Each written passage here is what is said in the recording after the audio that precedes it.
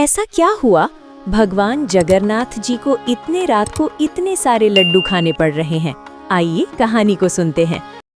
पूरी नगरी की सुबह हमेशा की तरह मंगलमयी थी। समुद्र की लहरों की मधुर ध्वनि, मंदिर के शंख घंटों की गूंज और हवा में घुली महाप्रसाद की सुगंध। हर गली में केवल एक ही नाम गूंजता था, जय जगन्नाथ। इसी पूरी नगरी की एक छोटी सी गली में एक लड्डू की पुरानी दुकान थी। दुकान बहुत बड़ी नहीं थी, मगर वहां बनने वाले लड्डुओं का स्वाद ऐसा कि लोग कहते, अगर ये लड्डू नहीं खाए तो पूरी आए ही क्यों। इस दुकान के मालिक थे सेठ माधव दास। उम्र लगभग 60 वर्ष, सफेद दाढ़ी, आंखों में सादगी और मन में भगवान जगन्नाथ के लिए अथाह प्रेम। माधव दास का नियम था, दुकान खोलने से पहले जगन्नाथ जी को भोग, पहला लड्डू भगवान का और आखिरी लड्डू किसी भूखे का। लोग कहते थे, सेठ जी लड्डू नहीं बनाते, भक्ति गूंथते हैं। लेकिन माधव दास के जीवन में एक दुख था, उनका कोई संतान नहीं था। रात को दुकान बंद करने के बाद वे अक्सर मंदिर की ओर देखते हुए कहते, हे जगन्नाथ, मेरे घर सूना है, पर तेरी नगरी में मेरा मन भरा है। एक रात भारी बारिश हो रही थी, दुकान बंद हो चुकी थी। माधव दास मंदिर से लौटकर सो गए। आधी रात को उन्हें किसी के चलने की आहट सुनाई दी, छप छप। उन्होंने आंखें खोली तो देखा दुकान का दरवाजा अपने आप खुल रहा है। डर के मारे उनका शरीर कांप गया। तभी उन्होंने देखा एक छोटा सा बालक, नीले रंग का, बड़ी बड़ी गोल आंखें, लकड़ी जैसे हाथ पांव और चेहरे पर शरारती मुस्कान। बालक बोला, सेठ जी, बहुत भूख लगी है। माधव दास घबरा गए। अरे, आधी रात को ये बच्चा कहाँ से आया? उन्होंने कहा, बेटा, दुकान बंद है, सुबह आना। बालक मुस्कुराया, सुबह तक तो भूख और बढ़ जाएगी ना। कुछ ऐसा था उस आवाज में कि माधव दास का डर पिघल गया। उन्होंने कांपते हाथों से एक लड्डू उठाया और दे दिया। बालक ने जैसे ही लड्डू खाया, उसके चेहरे पर अद्भुत तेज फैल गया। बालक बोला, और है? माधव दास ने दूसरा दिया, फिर तीसरा, फिर चौथा। देखते देखते बालक दर्जनों लड्डू खा गया। माधव दास सोचने लगे, इतना छोटा बच्चा और इतनी भूख। तभी बालक बोला, सेठ जी, आपके लड्डुओं में प्रेम बहुत है, इसलिए पेट नहीं भरता। अचानक बालक ने कहा, अब मैं चलता हूँ, कल फिर आऊंगा, और आंख झपकते ही गायब हो गया।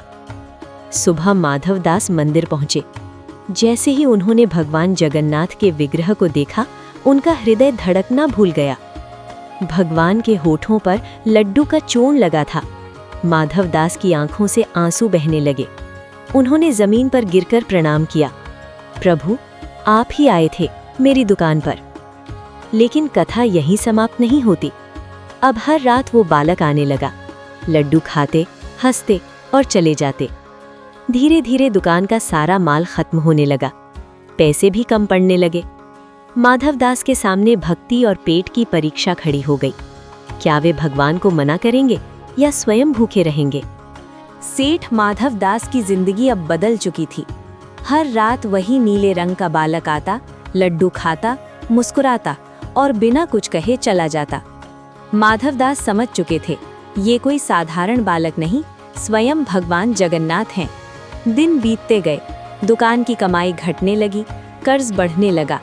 एक दिन लड्डू बनाने के लिए घर में घी भी नहीं बचा।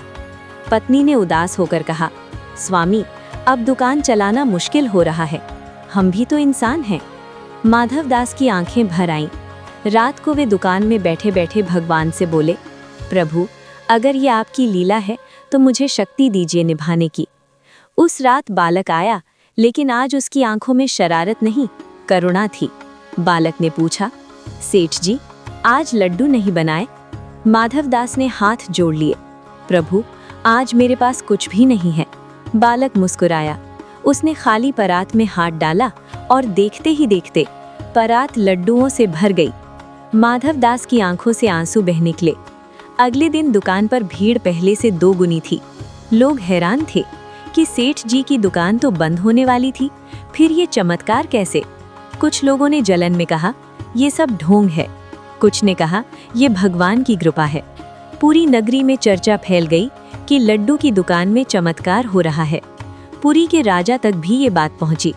एक दिन राजा वेश बदलकर दुकान पर आए। उन्होंने देखा एक नीले रंग का बालक दुकान के कोने में बैठा लड्डू खा रहा है। राजा ने मजाक में कहा, अरे बालक, इतनी मिठाई खाओगे तो पेट खराब हो जाएगा। बालक ने आंखें उठाकर देखा। राजा जी, प्रजा की चिंता करने वाले राजा को भगवान कभी भूखा नहीं रहने देते। राजा सन्न रह गए। अचानक बालक का रूप बदलने लगा। लकड़ी जैसे हाथ पांव, बड़ी गोल आंखें और वही दिव्य तेज फैल गया, स्वयं भगवान जगन्नाथ। राजा, सेठ माधवदास और पूरा बाजार जमीन पर गिरकर रोने लगे। भगवान बोले, मैं भक्ति का भूखा हूँ, लड्डुओं का नहीं। भगवान जगन्नाथ ने माधवदास से कहा, जब तक पुरी में मेरी रथ यात्रा चलेगी, तेरी दुकान कभी खाली नहीं होगी। और राजा से कहा, जो प्रेम से देता है वही सच्चा धनी होता है। भगवान जगन्नाथ के उस दिव्य दर्शन के बाद पूरी नगरी में मानो भक्ति की बयार बहने लगी। सेठ माधवदास की लड्डू की दुकान अब केवल दुकान नहीं रही, वो भक्ति का तीर्थ बन गई। लोग लड्डू खरीदने नहीं, दर्शन करने आने लगे। हर कोई सेठ माधवदास की तारीफ करता। आप धन्य हैं, भगवान स्वयं आपकी दुकान पर आते हैं। धीरे धीरे लोग भगवान से ज्यादा सेठ माधवदास की महिमा गाने लगे। माधवदास ये सब सुनकर असहज हो जाते थे। वे मन ही मन कहते, ये सब प्रभु की कृपा है, मेरी नहीं। लेकिन मनुष्य का मन बहुत सूक्ष्म होता है। एक दिन किसी ने कहा, सेठ जी, भगवान तो आपके भक्त हैं, इसलिए आपकी दुकान पर आते हैं। ये वाक्य माधवदास के हृदय में कांटे की तरह चुभ गया। उन्होंने तुरंत मना किया, नहीं नहीं, मैं तो धूल के समान हूँ। लेकिन उसी रात उनके मन में एक क्षण के लिए विचार आया, शायद मेरी भक्ति कुछ खास है। बस यही एक पल सब कुछ बदलने के लिए काफी था। उस रात माधवदास ने लड्डू बनाए, दीप जलाया और प्रतीक्षा करने लगे। रात बीती, आधी रात हुई, फिर भोर होने लगी, लेकिन भगवान नहीं आए। माधवदास बेचैन हो गए। दूसरी रात भी प्रतीक्षा की, तीसरी रात भी, पर हर रात दुकान सूनी रही। माधवदास टूट गए। लड्डू अब मीठे नहीं लगते थे। दुकान में बैठकर वे रोते हुए कहते, प्रभु, मैंने क्या अपराध किया। उनकी आंखों से आंसू गिरते और लड्डू भीग जाते। लोगों ने कहा, शायद भगवान नाराज हो गए हैं। कुछ ने कहा, अब चमत्कार खत्म हो गया है। एक रात माधवदास मंदिर पहुंचे। वे दंडवत होकर बोले, हे जगन्नाथ, अगर मुझसे अहंकार हो गया तो मुझे दंड दीजिए, पर दर्शन मत छीनिए। पूरा मंदिर उनकी सिसकियों से गूंज उठा। उसी रात माधवदास को स्वप्न आया। वही नीला बालक सामने खड़ा था। बालक बोला, सेठ जी, जहां अहंकार आता है वहां मैं रुकता नहीं। माधवदास रो पड़े, प्रभु, मैं तो आपका दास हूँ।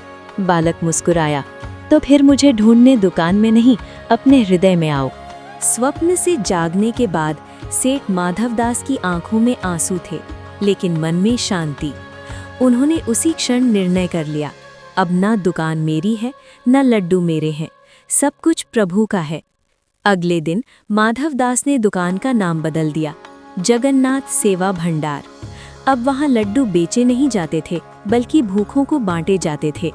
जो देता वो धन्य होता, जो लेता वो प्रभु का रूप समझा जाता। एक दिन एक फटे वस्त्रों वाला साधु आया। उसने कठोर स्वर में कहा, सेठ, अगर सच में भक्ति है तो आज सब कुछ मुझे दे दो। माधवदास ने बिना सोचे दुकान की सारी मिठाई उस साधु को दे दी। दुकान फिर से खाली हो गई। अचानक साधु का रूप बदलने लगा। नीला तेज, लकड़ी जैसे हाथ पांव, बड़ी गोल आंखें, भगवान जगन्नाथ स्वयं। सारी पूरी नगरी इकट्ठा हो गई। घंटे शंख बज उठे। भगवान बोले, माधवदास, आज तूने मुझे नहीं, अपने अहंकार को दे दिया। भगवान ने कहा, मैं सदा तेरी दुकान में नहीं, तेरी सेवा में रहूंगा। जो भी इस स्थान पर प्रेम से लड्डू खाएगा उसे मेरा आशीर्वाद मिलेगा। और इतना कहकर भगवान अंतर्ध्यान हो गए। कहा जाता है, आज भी पुरी में एक छोटी सी दुकान है जहां लड्डू बांटे जाते हैं। लोग कहते हैं, अगर मन शुद्ध हो तो हर लड्डू में जगन्नाथ बसते हैं। भगवान को पाने के लिए दुकान नहीं, दिल खोलना पड़ता है। अहंकार सबसे बड़ा पर्दा है। सच्ची भक्ति सेवा में प्रकट होती है। अगर ये वीडियो आप सभी को अच्छी लगी हो तो वीडियो को लाइक करें, चैनल को सब्सक्राइब करें, बेल आइकन दबाना न भूलें ताकि हमारी वीडियो आप सभी तक पहले पहुंच सके। Thanks for watching videos. जय जगन्नाथ।